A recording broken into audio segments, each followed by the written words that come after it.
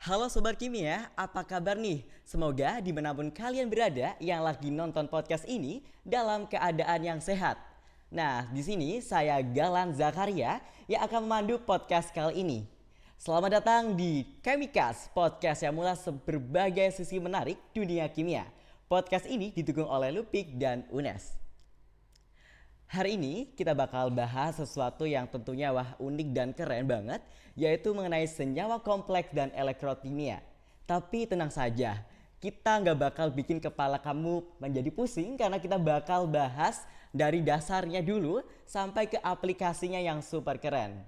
Dan pastinya aku gak bakal sendirian, udah bareng sama kita narasumber yang ahli banget di bidang ini nih, yang ternyata turut berkontribusi dalam kerjasama antara UNES dan pihak Lupik. Beliau adalah dosen prodi kimia FMIPA UNES yang selain aktif mengajar, beliau juga mengelola kegiatan di LP2M. Gak usah lama-lama lagi, beliau adalah Bapak Cepi Kurniawan SSI MSc PhD. Halo Bapak, bagaimana kabarnya Pak? Oke, alhamdulillah sehat. Alhamdulillah Pak kalau dalam keadaan yang sehat. Ya Pak, ngomong-ngomong soal kesibukan nih Pak, kegiatan Bapak akhir-akhir ini apa sih Pak? Kalau nggak salah kan Bapak juga menjadi dosen ya Pak di Ya, mata kuliah anorganik fisik ya. begitu Pak. Eh, Kesibukan saya saat ini ya mengajar lah, Tridharma Perguruan Tinggi, mengajar, meneliti, mengabdi. Jadi mengajar kebetulan saat ini banyak berinteraksi sama mahasiswa semester 6 nih. Kemudian untuk penelitian saya ada beberapa judul penelitian yang juga melibatkan mahasiswa. Kemudian untuk pengabdian nanti kita kasih bocoran lah. Pokoknya kita akan melakukan diseminasi hasil-hasil penelitian terkait dengan pembelajaran dan juga STEM. Kita mau ke Kalimantan nih. Nah, begitulah kesibukan Bapak Cepi yang sangat luar biasa sekali. Oke, kita lanjut saja ya Pak. Karena tadi juga dibahas, kita akan berdiskusi berbincang-bincang mengenai senyawa kompleks dan juga elektrokimia ya Pak. Ya, Kalau boleh tahu nih Pak, bisa dijelaskan Pak analogi simpel dari senyawa kompleks itu sendiri Pak, agar teman-teman oke. yang belum terlalu akrab dengan kimia anorganik bisa langsung ikutan nyambung nih Pak. Oke. Senyawa kompleks ya, seperti namanya ya, namanya senyawa yang kompleks. Dia menjadi bagian borderline antara kimia organik dengan kimia anorganik. Jadi di situ kita harus kuat juga organiknya, harus juga kita memahami konsep anorganiknya. Ya, contoh paling sederhana sebetulnya yang juga dekat dengan kita klorofil. Nah, jadi komponen klorofil itu adalah salah satu senyawa kompleks yang paling dekat dengan kita. Jadi di dalamnya itu ada senyawa organik, yang senyawa organiknya molekul yang kita beri nama porfirin. Kemudian di dalam klorofil kita tahu di dalamnya juga ada senyawa logam yaitu dari magnesium.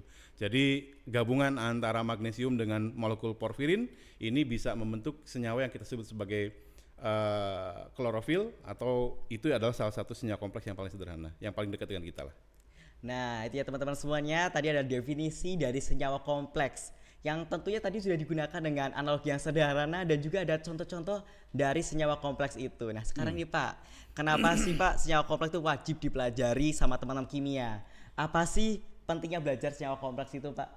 Penting banget. Jadi kalau mungkin dulu ketika saya masih masih kuliah juga ya, ketika mendengar kimia anorganik itu sesuatu yang, hafalan banget gitu ya, teoritik banget gitu. Nah, dengan bagian dari kimia kompleks atau kimia koordinasi, kita tahu bahwa senyawa ini banyak berperan dalam kehidupan kita. Jadi misalnya tadi klorofil, kemudian kita juga mungkin ada yang pernah mendengar orang yang kemoterapi misalnya. Nah, di dalam kemoterapi biasanya kita juga menggunakan senyawa kompleks, sehingga sangat sangat potensial untuk kita pelajari, mulai dari prinsip dasar sampai nanti ke penerapannya. Oke, itu tadi adalah contoh-contoh dari penerapan senyawa kompleks sendiri ya Pak. Ya, betul. Oke, mungkin untuk saat ini Pak, adakah penelitian terbaru yang mungkin berkaitan dengan senyawa kompleks Pak? Oke, ya sebetulnya ini adalah impian saya ketika masih saat SMP. Jadi dulu ketika masih SMP, guru biologi saya selalu bilang gini, suatu saat nih dunia ini akan kehilangan banyak pohon. Nah, di dalam pohon itu ada klorofil yang di dalamnya bisa mengubah air CO2 melalui fotosintesis menjadi glukosa gitu ya. Jadi dulu ceritanya saya itu banyak diisme oleh guru biologi yang katanya oksigen akan habis di suatu saat nanti.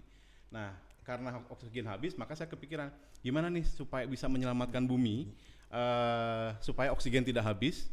Nah, salah satunya adalah dengan tadi mengisolasilah klorofil. Jadi klorofil dari tanaman hijau itu bisa kita isolasi, kemudian kita bisa menyelamatkan. Dulu mimpi saya dengan klorofil yang diisolasi itu bisa saya gunakan di masa yang akan datang untuk menciptakan oksigen. Nah, tapi ternyata perjalanan itu nggak gampang gitu. Jadi ketika SMP ya saya cuma bisa mengetahui cara mengambil klorofil dari daun. Kemudian ketika SMA sudah mulai belajar kimia, ternyata oksigen itu tidak hanya dihasilkan dari fotosintesis gitu ya, tapi dari elektrolisis. Nah, dalam elektrolisis juga satu bagian penting yang ternyata kalau misalnya di luar negeri sana itu penelitian tentang artificial fotosintesis atau fotosintesis buatan itu menarik dan kita bisa memimikri atau meniru proses dalam fotosintesis dengan membuat senyawa kompleks mirip klorofil. Nah, yang saya kerjakan saat ini ya ke arah situ. Jadi saya membuat beberapa senyawa kompleks yang sifatnya aktif secara redoks, kemudian nanti saya gunakan untuk katalis, kemudian bisa menghasilkan oksigen. Okay. So my dream comes true then. Oke Pak, tadi juga membahas mengenai elektrolisis juga ya Pak. Nah, kita geser langsung aja ya Pak, kita ke elektrokimia. Sebenarnya elektrokimia itu apa sih Pak? Apakah bisa dikaitkan dengan listrik sama kimia? Dan apa prinsip dasarnya Pak? Sempat baca juga nih Pak, kalau elektrokimia itu berhubungan sama reaksi redoks, sel galvani dan juga elektrolisis. Mungkin bisa dijelaskan Pak dengan analogi yang sederhana agar teman-teman kimia bisa langsung paham nih Pak dengan elektrokimia itu sendiri. Jadi ya masih nyambung lagi tadi dari mimpi saya ketika SMA saya belajar kimia, ternyata di dalam kimia itu kita belajar tentang reaksi redoks. Nah, reaksi redoks itu reaksi yang penting. Jadi mungkin kalau misalnya yang paling sederhana yang dekat dengan kehidupan kita ya baterai lah gitu ya. Jadi di dalam baterai itu ada reaksi redoks yang melibatkan proses transfer elektron gitu. Elektronnya terlibat dalam suatu reaksi kimia. Bisa kita berikan dari luar atau yang kita kenal dengan sel elektrolisis, atau dari suatu reaksi kimia menghasilkan elektron itu kita sebut sebagai sel galvani. Nah, jadi ternyata setelah dihubung-hubungkan nih proses fotosintesis di dalam tanaman itu juga salah satunya melibatkan reaksi redoks. Nah, ya akhirnya kita bisa mimikri, kita bisa tiru di luar daun, kita bisa membuat klorofil, mirip-mirip klorofil yang bisa mengubah air menjadi gas H2 dan O2 gitu. Kurang lebih ya Pak. Tadi dengar soal baterai Pak, saya jadi ingat sama fuel cell yang termasuk dalam elektrokimia juga ya Pak. Betul. Selain dalam sumber tempat buat nyimpan energi, ada lagi nggak Pak penerapan elektrokimia yang kayak teknologi sensor mungkin Pak begitu? Betul. Jadi ketika saya melanjutkan S3, kebetulan riset saya kebanyakan dengan elektrokimia. Di situ saya belajar juga bahwa elektrokimia itu bidang yang sangat luas. Kita belajar tentang elektrolisis secara dasar, kemudian diterapkan misalnya menjadi baterai, menjadi fuel cell. Baterai dengan fuel cell itu sedikit berbeda ya. Jadi kalau baterai tadi dari suatu reaksi kimia menghasilkan energi listrik misalnya, kemudian di dalam fuel cell kita menggunakan reaksi-reaksi kimia juga, misalnya gas H2 kita reaksikan dengan oksigen, itu menghasilkan air plus listriknya nih. Jadi fuel cell itu reaksi langsung yang menghasilkan listrik dari sel elektrokimia. Kemudian aplikasi lain dari elektrokimia itu ya salah satunya sensor. Jadi banyak senyawa yang kalau misalnya kita ganggu secara elektrokimia, kita berikan dia elektronnya atau kita tarik elektronnya, kita oksidasi, kita reduksi, ternyata banyak senyawa yang memberikan respon spesifik. Nah, karena responnya spesifik, maka dia bisa kita gunakan sebagai penanda atau kita sebut sebagai sensor nih. Jadi ini dia itu ada senyawa ini karena dia memberikan respon redoks dengan sekian elektron pada potensial sekian. Seperti itulah kurang lebih. Seperti itu ya Pak. Oke Pak, kalau sensor nih Pak, kita bertanya sensor ya Pak. Kalau glukosa buat pasien diabetes atau dari logam itu apakah masih masuk ke dalam elektrokimia Pak? Dan gimana caranya Pak kok bisa seperti itu? Ya, kalau misalnya kita pernah cek darah nih ke apotik atau ke rumah sakit atau ke puskesmas yang paling dekat, biasanya kita diambil darah dengan penotol khusus, kemudian nanti di darah kita dioleskan pada yang namanya elektroda. Nah, elektroda itu sendiri itu terdiri dari senyawa yang sensitif terhadap glukosa kalau misalnya kita mau ngambil glukosanya. Yang paling sensitif, yang paling sederhana sebetulnya pakai enzim. Jadi karena glukosa itu termasuk biomolekul, maka kita gunakan prinsip key and lock kalau dulu belajar biokimia. Jadi ada mekanisme gembok dengan kuncinya. Jadi kalau misalnya dia clock, klik sama gitu ya, struktur sama strukturnya, kemudian fungsinya sama, maka dia akan ketemu nih. Dia bisa mendeteksi sebagai sinyal. Nah, sensor glukosa biasanya yang dulu digunakan adalah enzim glukooksidase. Nah, glukooksidase ini suatu enzim yang dia sensitif terhadap glukosa. Jadi dia bisa mendeteksi glukosa. Namun, karena dia suatu biomolekul, biasanya dia tidak tahan lama. Jadi dia mudah teroksidasi di udara, kena oksigen rusak, kemudian kena pemanasan juga rusak dan seterusnya. Nah, maka semakin maju teknologi, kita mengenal ada nanoteknologi nih. Dengan menambahkan nanoteknologi atau menggunakan material non biomolekular, kita bisa mengganti nih enzim dengan senyawa kompleks misalnya, atau dengan oksida atau dengan apa, sehingga dia sensitif terhadap glukosa. Jadi ya itu sensor glukosa termasuk salah satu sensor elektrokimia. Oke, itu adalah mengenai sensor ya Pak. Tadi kita juga sudah bahas ya Pak dari awal mengenai senyawa kompleks dan juga elektrokimia sudah dibahas secara analogi sederhana yang terpisah. Nah kalau sekarang kita gabungin nih Pak, sebenarnya senyawa kompleks itu bisa dipakai dalam sistem elektrokimia Pak, misalnya jadi elektroda atau elektroda begitu Pak. Betul. Itu bisa dijelaskan Bapak. Oke, ya seperti tadi saya sampaikan bahwa klorofil itu dia menggunakan mekanisme redoks di dalam daun. Kita aja nggak bisa ngelihat di situ ada kabel-kabel gitu kan. Reaksi elektrokimia kan biasanya identik sama kabel nih, ada anoda, ada katoda gitu. Kita tidak bisa melihat seperti itu. Tetapi ketika kita membuat artificial fotosintesis, maka kita menggunakan yang namanya tadi elektroda. Nah, tempat elektroda ini adalah tempat terjadinya reaksi. Jadi kita bisa memodifikasi elektroda ini supaya dia misalnya kalau misalnya kita mau gunakan dia sebagai elektrokatalis, tadi misalnya saya mensintesis senyawa yang mirip dengan fungsinya seperti klorofil. Saya simpan ya, saya imobilisasi senyawa kompleks tersebut pada elektroda, kemudian saya gunakan untuk mengelektrolisis, maka muncullah gas H2 dan O2. Jadi saya memikiri atau meniru reaksi fotosintesis pada daun. Kemudian senyawa kompleks yang juga pernah kami sintesis, salah satunya adalah nikel triazol. Nikel triazol ini ternyata dia memiliki sifat katalitik yang ganda. Jadi kalau misalnya kita punya elektroda nih dalam suatu sel elektrolisis, di salah satunya menghasilkan gas H2, di salah satu elektroda lainnya menghasilkan gas H2.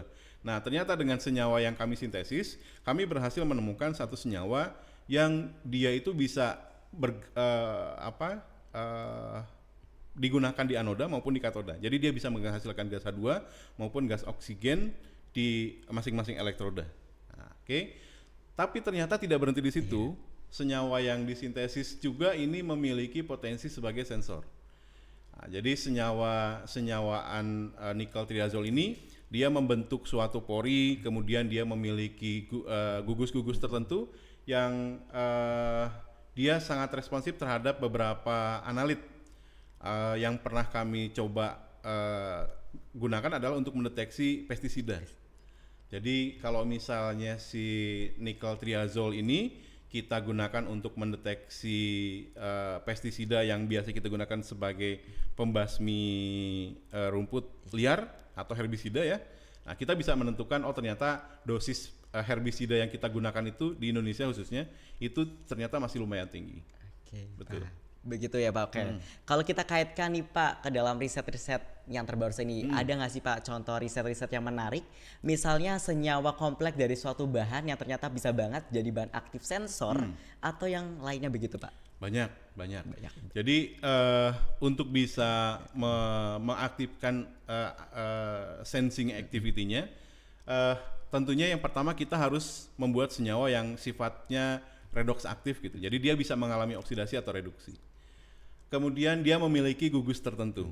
Kalau misalnya kita mau mendeteksi logam berat misalnya, maka kita memerlukan senyawa kompleks yang memiliki potensi sebagai ligan juga. Misalnya senyawa yang punya gugus nitrogen, seperti misalnya imidazol, kemudian piridin. Nah itu kan ada cincin aromatis yang heteronuklir, ada nitrogennya. Nah di situ dia bisa bersifat sebagai situs aktif untuk berinteraksi dengan analit, dalam hal ini logam berat.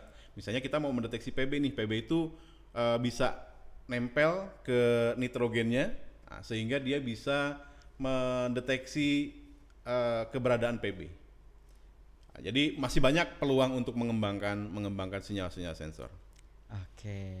Kalau dari Bapak sendiri pernah riset di bidang ini atau bakal mungkin pengen riset yang seperti tadi Bapak jelaskan? Oke. Ya, ini main riset saya. Jadi elektrokimia itu adalah payung penelitian saya. Jadi kebanyakan mahasiswa yang saya bimbing itu riset-risetnya berkaitan dengan elektrokimia, termasuk untuk elektrokatalis, kemudian termasuk sekarang untuk sensor. Sensor ini mungkin baru berjalan 2-3 tahun, tetapi sudah beberapa paper publish, kebanyakan di elektrokatalis. Nah, untuk pengembangan ke depan sebetulnya kami berencana membuat sensor yang berbasis biomolekul tadi, meskipun tantangannya berat ya. Bekerja dengan biomolekul itu kita harus punya ruang steril, kita harus punya molekul-molekul enzimatis dan seterusnya, atau termasuk DNA yang saat ini mungkin kita masih belum sampai situ. Tapi saya yakin suatu saat kita bisa mengembangkan sensor yang murah, kemudian mengembangkan katalis yang juga efisien dengan berbasis senyawa kompleks. Oke. Jadi kalau boleh jujur nih ya Pak, memang menarik sekali ya Pak, dan ternyata terlihat sangat menjanjikan juga. Betul. Tapi kan pastinya nggak sih yang kira-kira kita bayangkan begitu ya Pak. Nah, tantangan bagi orang-orang yang menekuni bidang ini itu apa saja ya Pak? Oke. Ya, tentunya harus benar-benar menguasai sifat senyawa molekul. Apakah dia bisa bersifat sebagai ligan kah? Apakah semua logam bisa kita gunakan? Karena ternyata meskipun kita punya 120 unsur lebih saat ini, tidak semua kan bisa kita gunakan sebagai senyawa kompleks gitu ya. Jadi untuk senyawa kompleks kebanyakan masih dieksplorasi itu logam-logam transisi dan transisi dalam. Logam transisi, logam alkali itu masih berpeluang, termasuk untuk misalnya pemisahan atau spesiasi. Nah, jadi masih sangat luas area pengembangannya. Jadi yang harus dikuasai ya lewat mata kuliah ya kimia koordinasi, kemudian kimia organiknya juga harus kuat, karena untuk mendesain suatu ligan kita harus memiliki gugus fungsi tertentu. Ya biasanya orang-orang yang jago organiknya nih yang dia bisa, oh ini ada senyawa ini, saya bisa memasukkan karena dia punya gugus fungsi ini gitu. Jadi kimia organiknya harus kuat. Kalau misalnya aktivitasnya ya kimia fisiknya. Jadi kita bisa memodifikasi suatu permukaan elektroda misalnya, kemudian kita bisa mempelajari kinetikanya. Jadi kimia fisik, kemudian kalau misalnya sudah masuk ke aktivitas sensingnya, analitiknya juga harus kuat. Jadi semuanya harus kuat lah, harus bagus gitu ya. Jadi yang harus dikuasai kimia yang benar-benar dasar, kimia fisik, kimia organik, kimia anorganik, dan kimia analitiknya. Harus oke banget ini. Oke, wah gimana nih teman-teman? Apakah lemas nih dengar tantangan atau malah makin semangat? Dari Pak Cepi sendiri buat teman-teman yang pengen tertarik buat terjun langsung di bidang ini, harus mulai dari mana nih Pak langkah-langkahnya Pak? Mulai dari sekarang. Mulai dari sekarang. Jadi jangan oh ya, ini yang mungkin yang saya lihat dari kebanyakan mahasiswa ya. Jadi terkadang baca paper atau baca buku kemudian merasa aduh ini kok sulit ya gitu. Kemudian sudah beralih ke yang lain gitu. Padahal belum dicoba gitu. Tingkat kesulitannya di mana kan beda-beda tiap orang. Jadi mungkin menurut saya juga senyawa ini susah nih diperoleh. Tapi kalau misalnya sudah disintesis saya baru tahu benar-benar susah gitu. Tapi kalau yang tadi misalnya ada mahasiswa yang biasanya brilian gitu ya. Dia tiba-tiba paham, oh Pak ini kalau misalnya ada gugus ini harusnya dimasukkan dulu gugus nitrilasinya dan seterusnya gitu.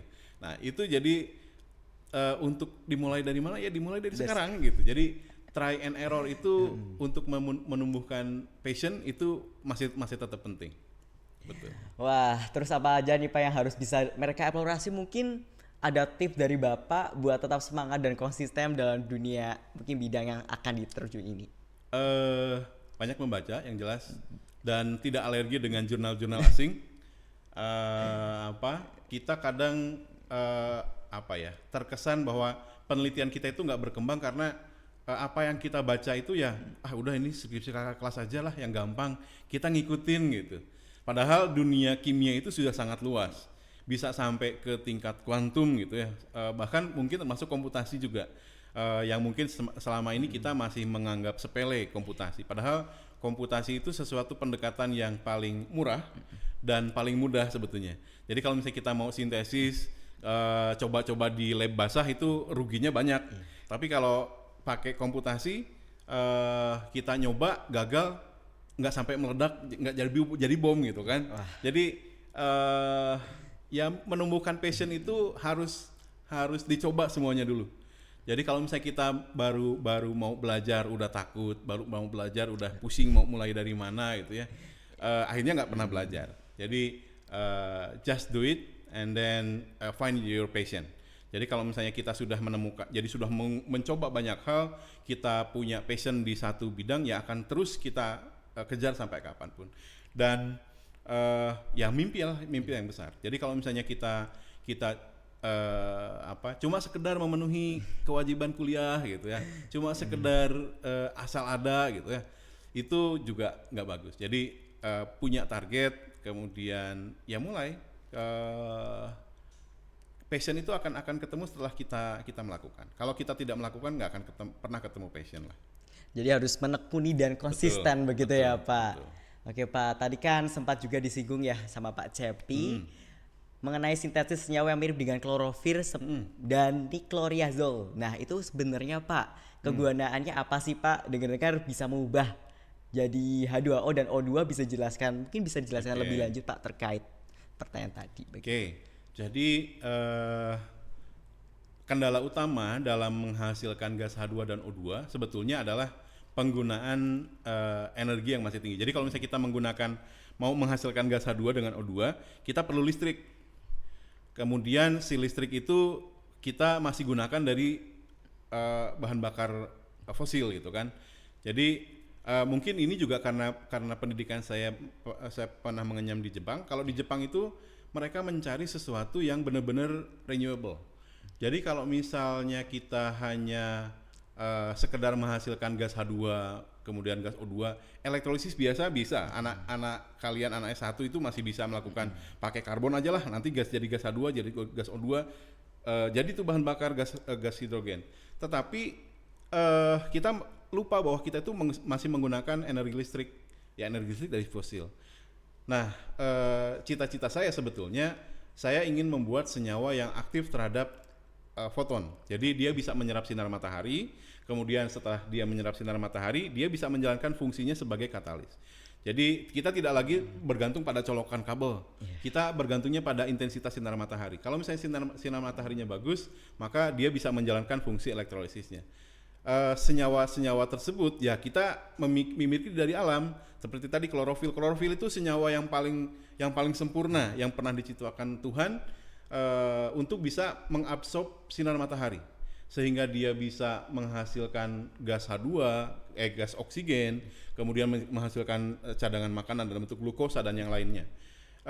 Maka cara yang saya meniru bagaimana supaya klorofil ini bisa disintesis di luar daun. Dulu ketika saya S3, saya mensintesis porfirin, jadi bahan dasar dari klorofil. Warnanya ungu gitu, jadi nggak seperti yang kita lihat di klorofil, warnanya itu kan hijau gitu ya. Nah ternyata warna ungu ini karena dia masih belum punya logam, belum jadi senyawa kompleks. Nah ternyata ketika kita memasukkan logam ke dalam struktur porfirin, kita bisa mendapatkan warna yang berbeda-beda. Nah ketika warna-warna yang berbeda ini, maka dia kemampuan menyerap sinar mataharinya juga berbeda-beda. Nah ketika kita mencari senyawaan yang bisa menyerap sinar matahari itu, ya cari yang paling optimum. Ya salah satunya yang pernah kami sintesis itu turunan indigo misalnya, indigo vera, kemudian imidazol, kemudian triazol. Saat ini sifat redoaktifnya jadi jalan, tetapi masih belum begitu optimal untuk sifat penyerapan fotonnya, sinar mataharinya. Jadi itu masih kami optimasi. Nah kemudian senyawaan porfirin ini juga penting karena dia juga mirip di dalam tubuh kita. Kita punya yang namanya hemoglobin. Hemoglobin itu ada di dalamnya protein namanya heme. Nah struktur dasarnya itu mirip persis seperti porfirin, seperti klorofil. Bedanya kalau di dalam daun logam dasarnya itu magnesium. Kalau di dalam tubuh kita porfirin itu dia berinteraksi dengan besi. Nah makanya disebutnya zat besi kan. Nah zat besi ini juga suatu senyawa kompleks dalam tubuh kita. Jadi peluang untuk mengembangkan senyawa-senyawaan yang mirip dengan klorofil itu masih saya kerjakan. Oke, begitu ya Pak. Jadi olah jadi tenaganya diganti dengan sinar matahari, makanya bisa disebut sebagai energi pradugaan dan berkelanjutan, begitu ya Pak. Betul. Oke. Baik Pak. Wah, mungkin kita juga sudah berbahas udah jauh ya Pak mengenai pengertian secara analogi sederhana dari senyawa kompleks dan elektrokimia sendiri ya Pak. Oke Pak, sebelum kita tutup nih Pak, mungkin Bapak bisa sampaikan 3 kata nggak Pak buat teman-teman dari kimia yang tentunya yang dikhususkan yang lagi penelitian atau mini riset di bidang ini begitu Pak. Oke. Yang pertama lebih dekat dengan alam. Jadi alam itu masih banyak menyimpan misteri yang harus kita pecahkan, yang juga masih menyimpan banyak potensi untuk kita kembangkan. Adanya nanoteknologi macam-macam itu sebenarnya inspirasinya dari alam. Jadi belajarlah dari alam. Yang kedua, jangan ragu untuk memulai. Kalau kita memulainya dengan sesuatu yang ada di alam, memulai itu bukan sesuatu yang sulit gitu ya. Meskipun nanti mungkin kalau misalnya berbicara dengan kemurnian macam-macam itu dipikir belakangan. Kalau saya pikir lihatlah di alam ada apa, kemudian manfaatkan apa yang ada di alam, kemudian yang berikutnya adalah kembalikan kemanfaatan itu juga untuk kelestarian alam. Jadi apa yang kita kerjakan itu manfaatnya akan terasa lagi untuk orang lain termasuk lingkungan sekitar, tidak hanya untuk sekedar passion kita saja. Jadi kalau misalnya tadi kita mengejar semangatnya di mana gitu, ya ujung-ujungnya adalah kemanfaatan kita. Jadi pikirkan bagaimana supaya kita bisa bermanfaat dengan memanfaatkan alam dan juga tidak merusak alam. Begitu. Gitu. Nah itu dia tadi teman-teman semuanya pembahasan sederhana ya tentunya tentang senyawa kompleks dan elektrokimia yang tadi sudah Pak Cepi jelaskan dari konsep dasar yang secara sederhana sekali hingga aplikasi dan contoh-contoh yang bisa kita temukan di kehidupan sehari-hari. Begitu ya Pak. Mungkin kita akhiri ya Pak. Sekali lagi terima kasih buat tamu undangan ya Pak, buat Bapak Cepi yang sudah mau berbincang-bincang tentang materi senyawa kompleks dan elektrokimia ya. Sukses semuanya. Dan buat teman-teman kimia terima kasih banyak sudah ikut dengerin obrolan kita sampai habis. Jangan lupa pantengin akun Sisi Studio juga biar teman-teman gak ketinggalan info-info menarik lainnya. Buat teman-teman semua jangan berhenti buat jadi orang yang penasaran ya. Ide-ide yang di kepala kita hari ini bisa aja jadi solusi untuk kita masa depan nanti ya. Jadi jangan sampai kita itu pantang menyerah begitu. Sampai jumpa dan tetap semangat rekan-rekan kimia semuanya.